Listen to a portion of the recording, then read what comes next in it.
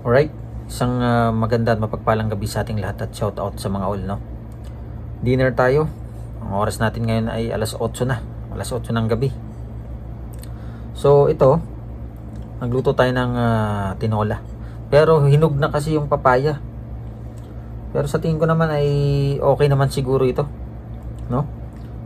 Siguradong manamis-namis ang timpla nito.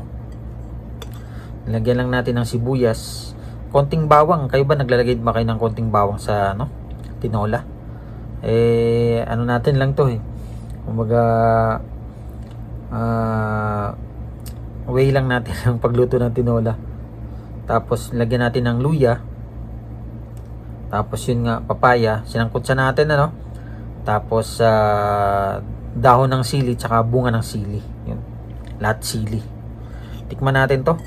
Itong niluto nating tinola na hinog na ang papaya. Sabaw muna tayo, no? Ay, sarap. Grabe pala nito. Ito, manamis-namis. Ay, grabe. Sarap pala nito. Kasi usually yung ginagamit natin either sayote o kaya yung hilaw pa na papaya. So ito, hinog na, hinabol natin. Buti nahabol. Sabaw pa lang yung tinikman natin. Ito naman, lagyan natin ng hinog na papaya.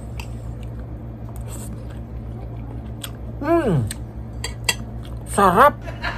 Stig pa lang ito. Ano man yung manamis-namis siya. Ayan.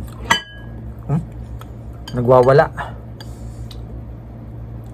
sa sarap to. Tapos nilagyan natin ng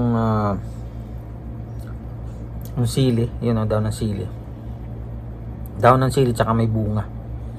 Nagpapasarap din yan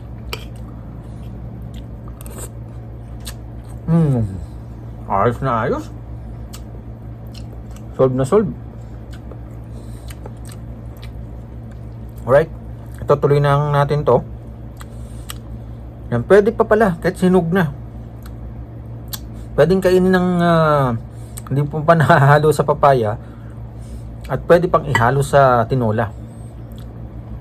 Shout out sa mga all sa mga subscribers natin, sa mga hindi pa nakasubscribe, at sa mga nagko-comment. Thank you very much. Maraming salamat talaga sa patuloy niyong suporta. Pagpalain nawang bawat isa. God bless everyone.